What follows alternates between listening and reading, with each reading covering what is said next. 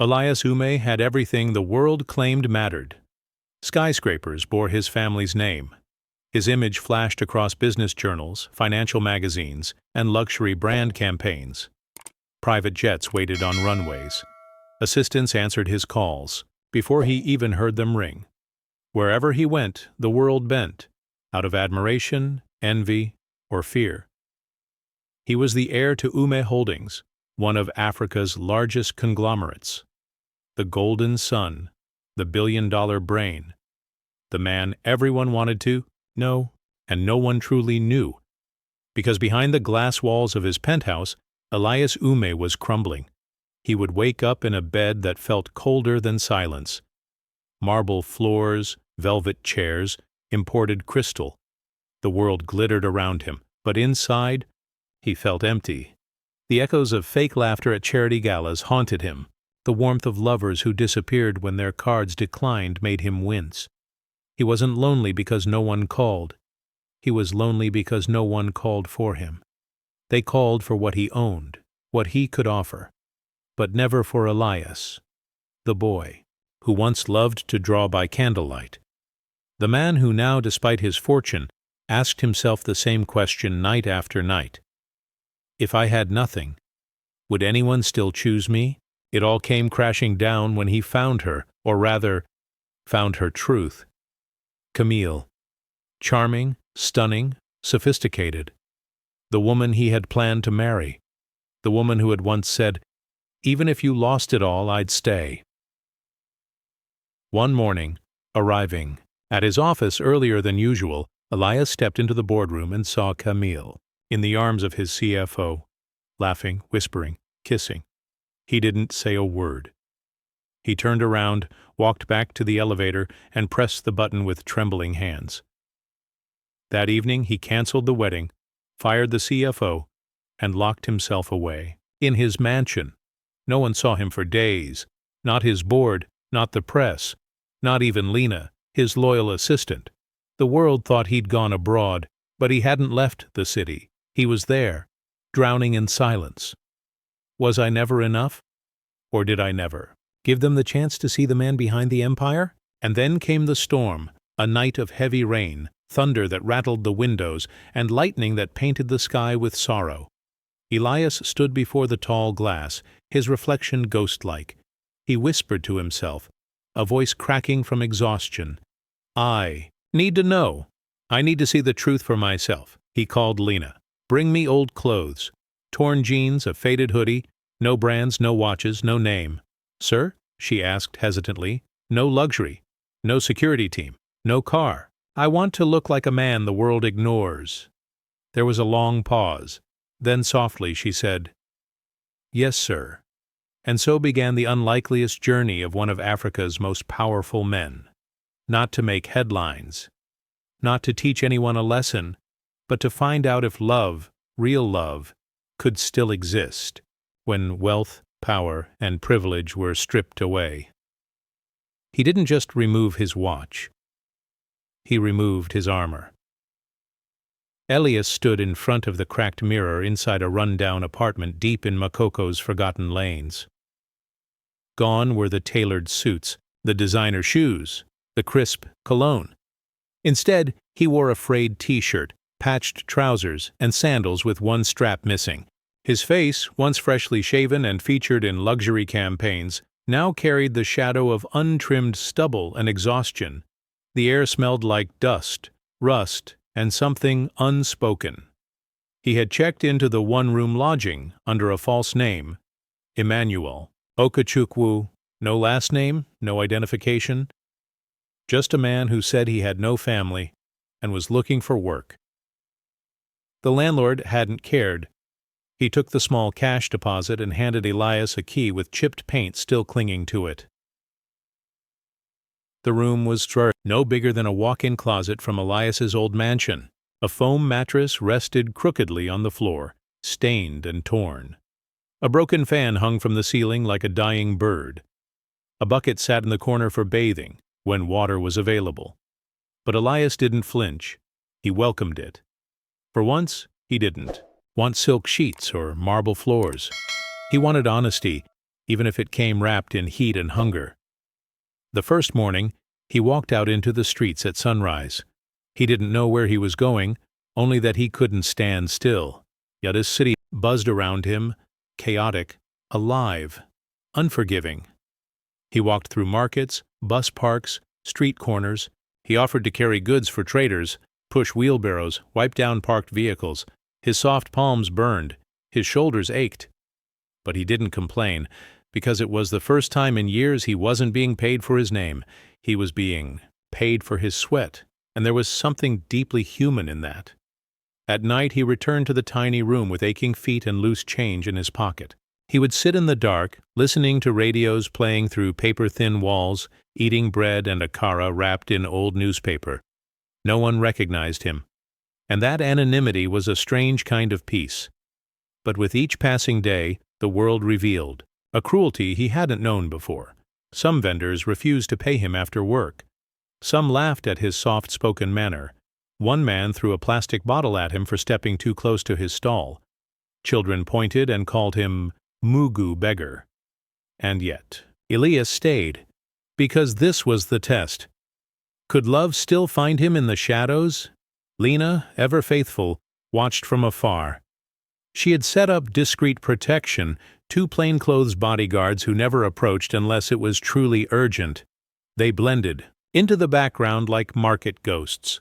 She also began quietly arranging blind encounters. From elite dating apps to local connections, each woman was told the same thing. You'll be meeting a man who once had everything and now has almost nothing. Judge for yourself. Elias met the first woman on a Thursday. Her name was Tina, an influencer. She arrived in glittering heels and left before the water even hit the table. The second came with a notebook of financial questions. The third smiled sweetly, held his hand, and texted for money the next morning. He had walked away from the mansion, seeking truth. So far, all he'd found was disappointment, but he would continue walking, because somewhere in the shadows, he still believed light could find him, even if he no longer knew what it would look like. The rain that evening came without mercy. It wasn't the soft kind that danced on rooftops. It crashed from the sky like grief too long held back. Elias sat hunched beneath a rusted zinc shade, arms wrapped around his knees, the hood of his faded jacket soaked through. Water trickled down his spine, his fingers trembled, every part of him ached, not from pain, but from the relentless reminder that the world did not see him anymore, just another shadow on the roadside. Across the street, people ran for cover under shop awnings and umbrellas. A young man selling phone accessories covered his goods with a tarp. A kiki rider cursed loudly as water splashed into his open side. Elias stayed still until he saw her. She was moving against the tide of the crowd, not rushing, not panicking, just steady. One hand held a purple umbrella, the other clutched a black nylon bag. Her dress was simple: a lilac blouse, dark trousers, rubber slippers. She looked like no one special, but her eyes saw him. She stopped, right in front of him. "Are you cold?" she asked softly, voice nearly drowned by the rain. Elias looked up slowly, unsure if she was talking to someone else. No one ever stopped. She stepped closer, reached into her bag, and pulled out a small plastic container. It was warm, steaming, gently, despite the rain. "Rice and beans," she said. "I made too much." Elias blinked. I can't pay you," he whispered, throat tight. She smiled, not with pity, but kindness. "I didn't ask for anything." She knelt down beside him, pulled off the shawl wrapped around her shoulders, and draped it over his. "You'll catch a fever sitting like this," she said gently. He stared at her hands. They weren't manicured or delicate. They were rough, with thread lines, small calluses, hands that had worked, not posed. "I'm Isabel," she said. "I teach nursery in the mornings and sew in the evenings. My shop's just around the corner." He wanted to respond, but words felt heavy. "You don't have to talk," she added, sensing his silence. "Just eat." Just breathe. He took the container with trembling hands. The food was still warm. Still real. Like her. They sat like that for a few moments. Under the storm, under the silence. Finally she stood. If the rain doesn't stop soon, you can come wait in my shop. It's not much, but it's dry. Then she turned and walked away. Elias sat frozen. It wasn't the food that shook him. It was the absence of questions, the absence of performance. She didn't ask for his name, his past, his worth. She simply gave. That night, when the rain finally softened to a whisper, Elias stood up, wrapped the shawl tighter, and followed the muddy trail to the small tailoring shop tucked between a fruit stall and a mechanic garage. The lights were dim. A sign painted in fading colors read, "Bell-Stitch Designs." Through the window he saw her humming to herself, hands guiding fabric beneath a needle, sewing quietly into the night. For the first time in weeks, Elias felt something stir inside him. Not suspicion, not despair, but hope. Maybe, just maybe, he had been seen.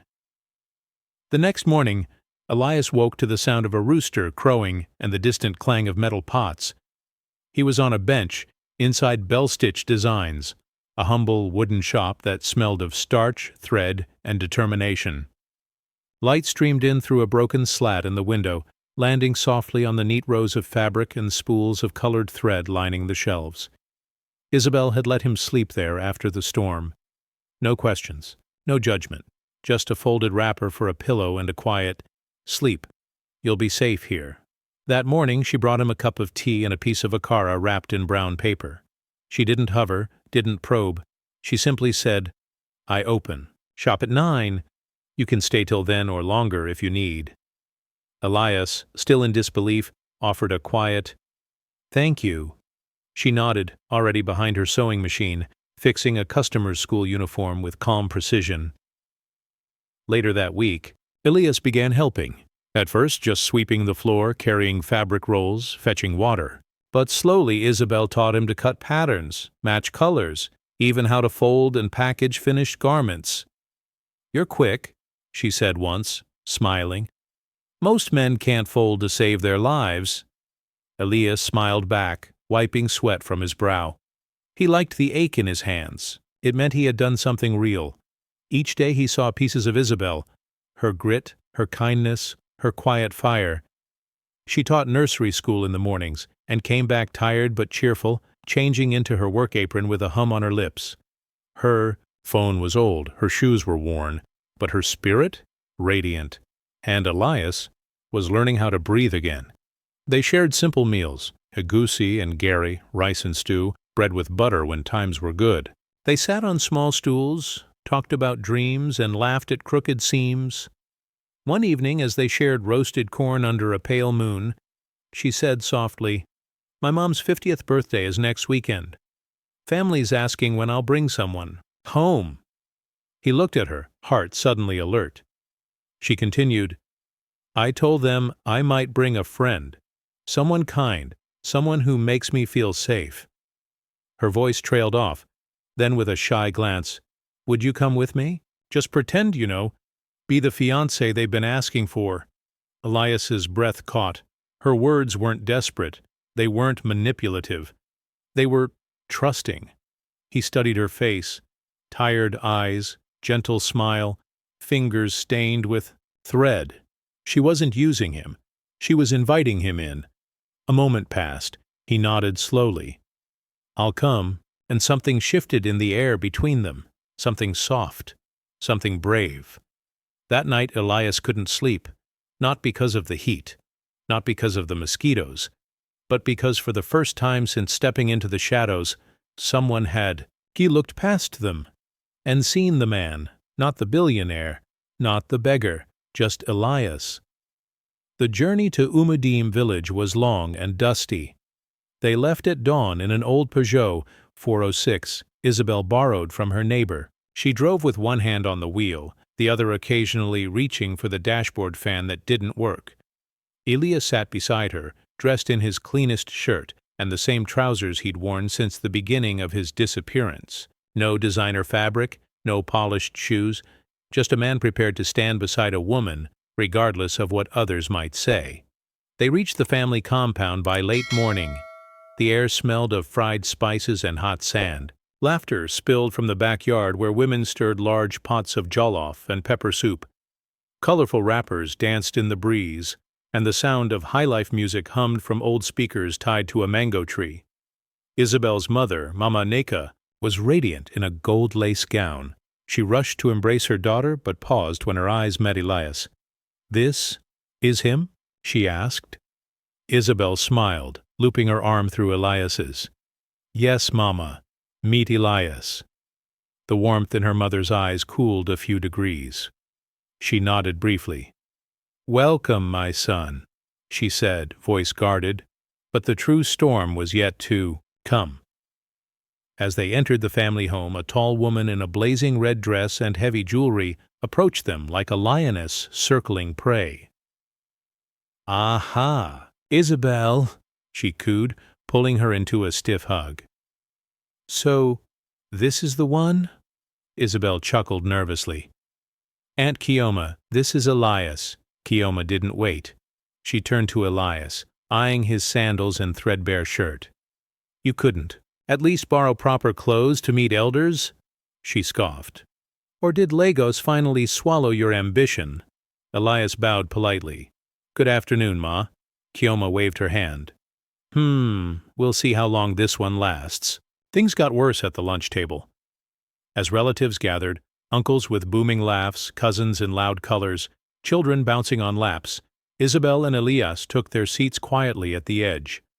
Then came Victor, tall, smooth-talking with a gold wristwatch that caught the sunlight like a blade. He walked in with the swagger of someone who thought he owned the ground beneath his feet. Anne, I heard there's a man brave enough to take my place," he said with a smirk, clapping. Elias hard on the shoulder. So you're the fiancé?" Elias forced a smile. "Nice to meet you." Victor laughed. "Funny. You don't look familiar, but your face reminds me of someone who washes cars at the junction." Some people chuckled. Others exchanged awkward glances. Isabel squeezed Elias's hand under the table. He stayed silent. Victor wasn't done. He leaned closer, voice lower. "You know she used to cry over me, beg me not to leave. I left anyway. Now look who she brought home." Elias met his eyes, calm, unflinching. "I'm not here to fight. The past?" he said quietly. Victor snorted. "Of course not. You can't fight in those shoes."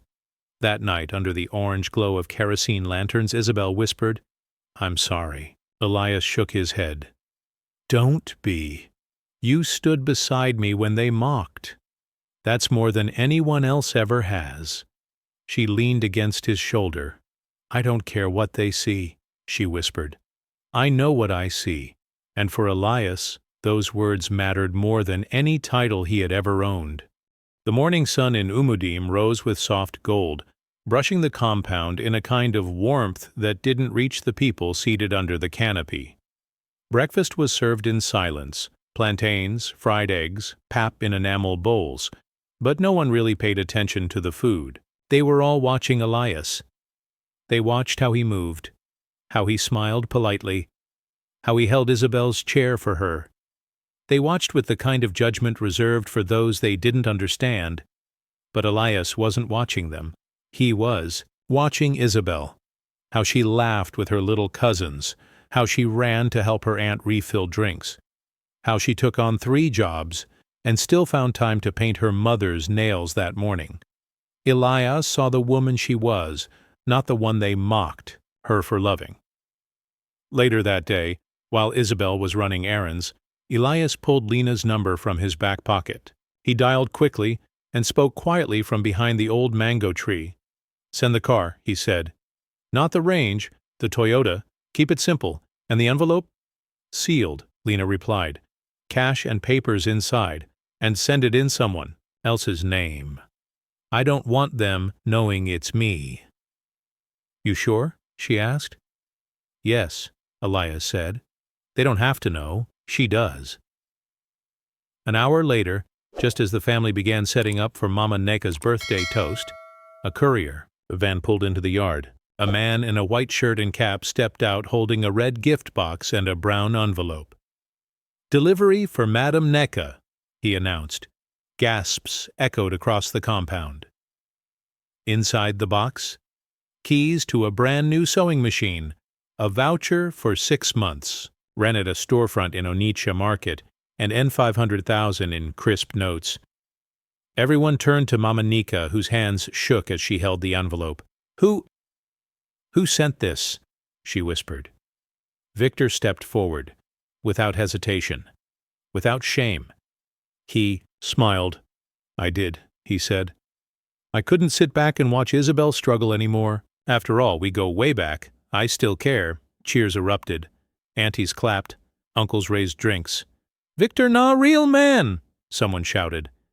Elias stood quietly under the mango tree, heart thudding, jaw clenched, but he didn't speak. Not a word.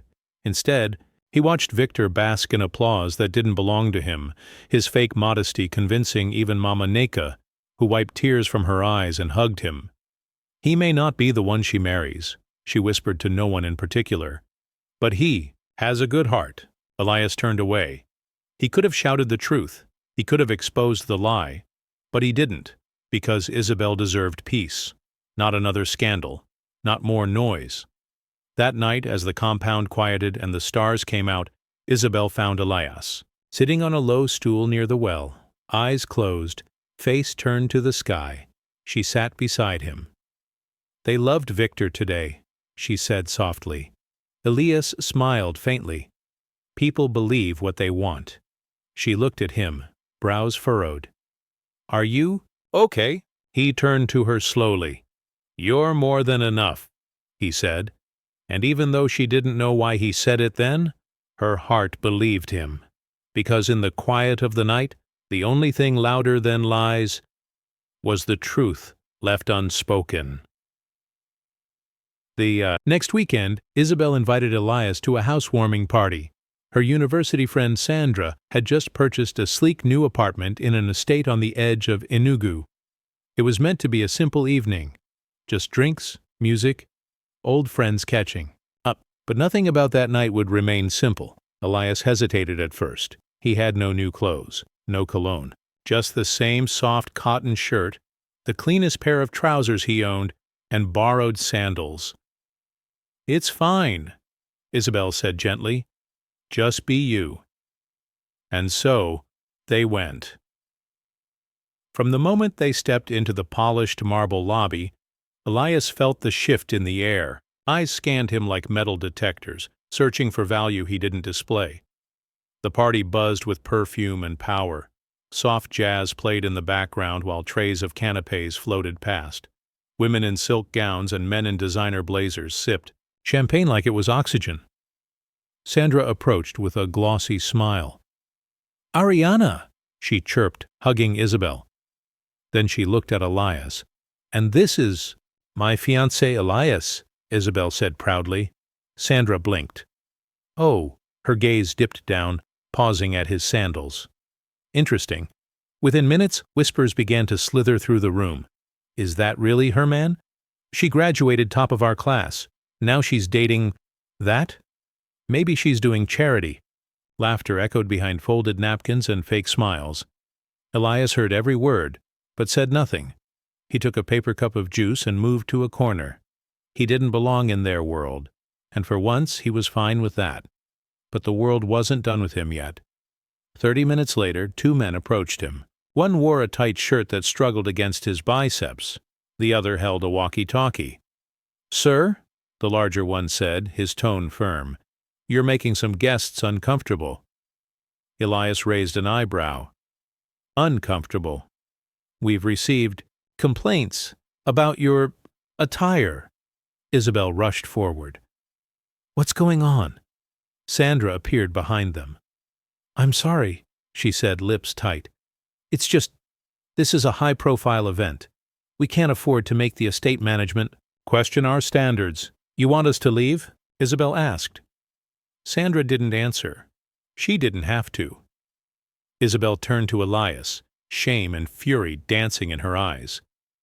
"Let's go," she said, grabbing his hand. But as they reached the front gate, headlights flooded the driveway.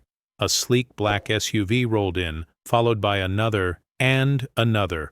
All three identical, matte finish, tinted windows, engines that hummed like quiet thunder. They stopped simultaneously. Security guards stood at attention. Then, the driver's door opened, and Lena stepped out. Elegant in a tailored black pantsuit, she walked past the stunned crowd, past the gossipers and gold watches, and stopped in front of Elias. "Sir," she said, bowing slightly. "It's time." Gasps exploded. "Sir? Wait. What?" Before anyone could breathe, Lena turned to the crowd and said, "Ladies and gentlemen, allow me to reintroduce Mr. Elias Chiemeka Ume, CEO of Ume Holdings, son of Chief Obiora Ume, and controlling partner in 5 multinational corporations." Silence fell like a dropped chandelier. Mouths opened, glasses slipped from fingers. Someone actually whispered, "Blood of Jesus!" Sandra stumbled back. "Wait. What?" Elias stepped forward, calm and tall, every inch the man they thought they had the right to mock. "I came here tonight as myself," he said quietly. "Not to impress, not to prove." He turned to Isabel and took her hand. "But now you know. And more importantly, so do I." He looked around once more, then said, "Respect shouldn't depend on what I wear or what I drive." And with that, Elias walked out with Isabel beside him, not as a beggar in borrowed clothes, but as the man who had just shaken the room with truth. The Ume estate had never felt so cold. Despite the chandeliers, the velvet rugs, and the polished mahogany table that ran the length of the family hall, Elias stood in its center, feeling like a trespasser in his own home. Across from him sat Chief Obiora Ume, his father, a man carved from silence and strategy.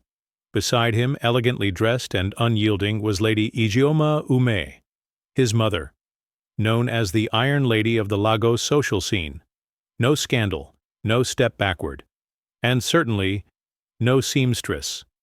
They had returned from Dubai just hours after the incident at the housewarming. The headlines were everywhere. Billionaire CEO reveals true identity at party.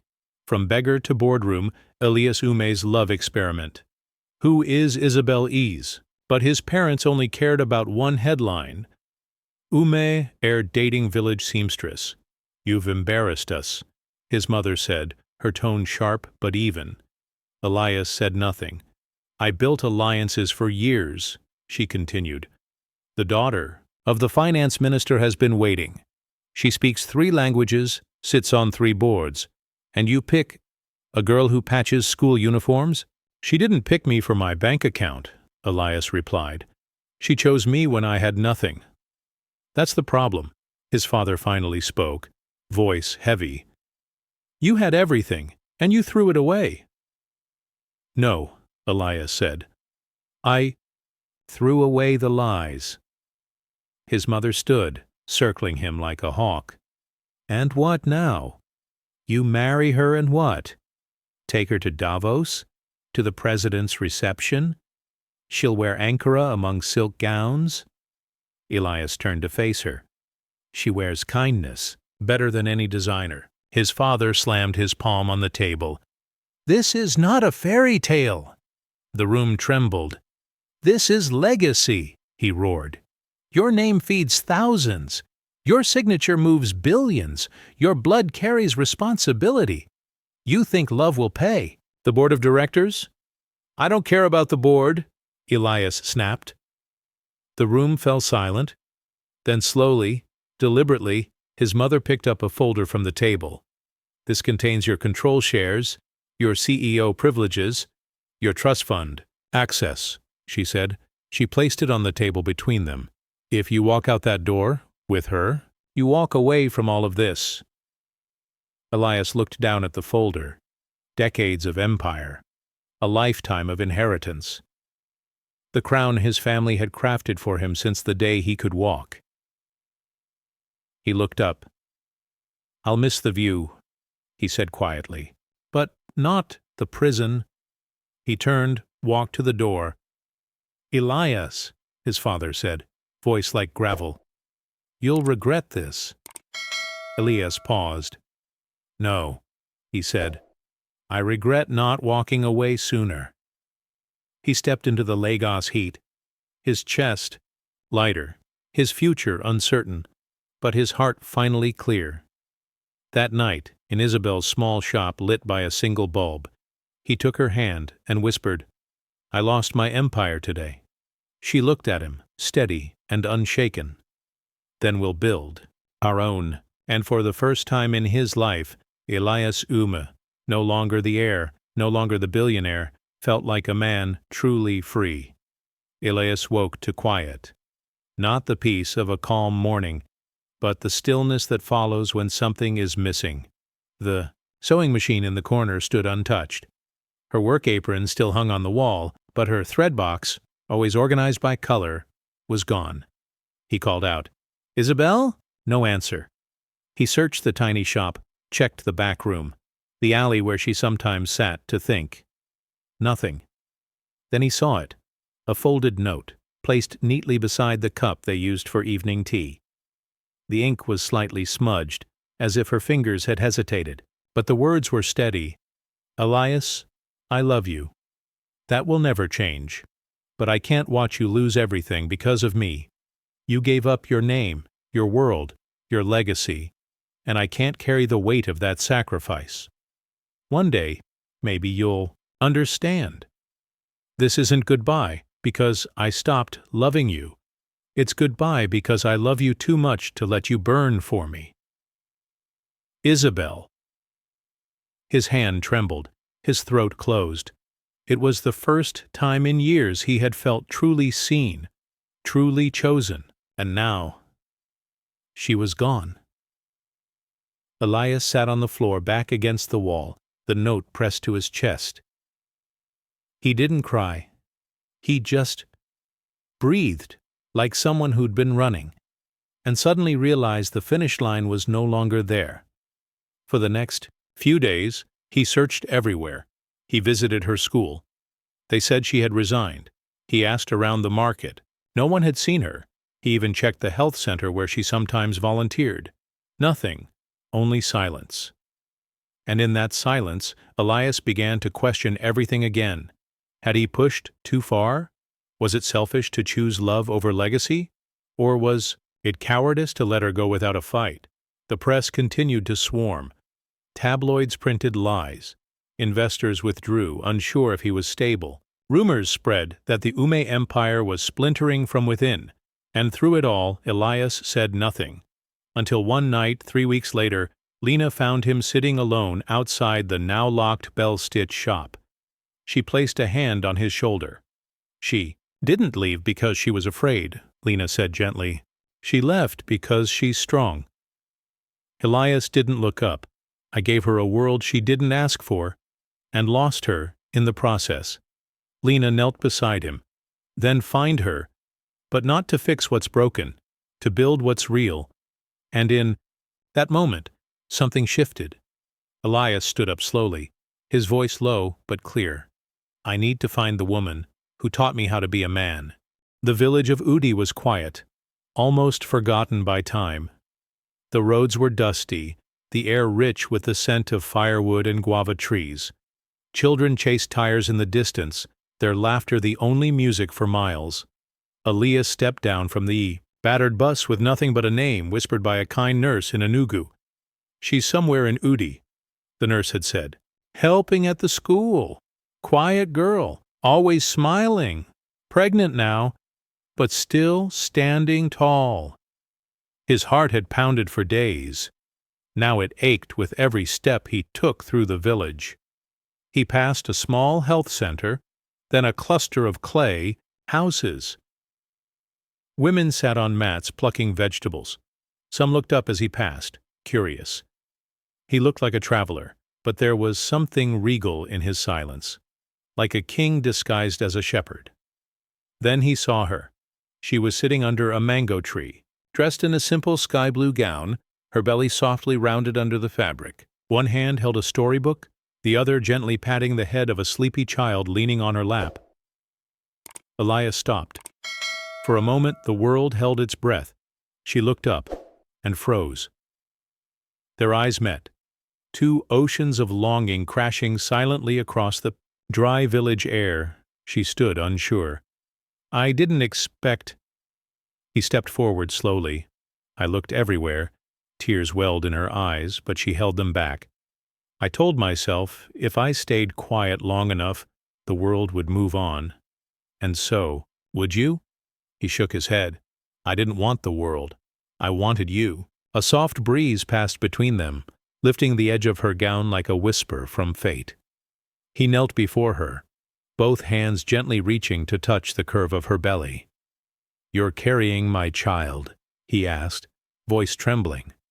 She nodded, eyes finally spilling. "I didn't want to burden you. After all you gave up." Elias looked up at her, tears in his own eyes now. "You didn't burden me, Isabel. You saved me." She covered her mouth, sobbing now.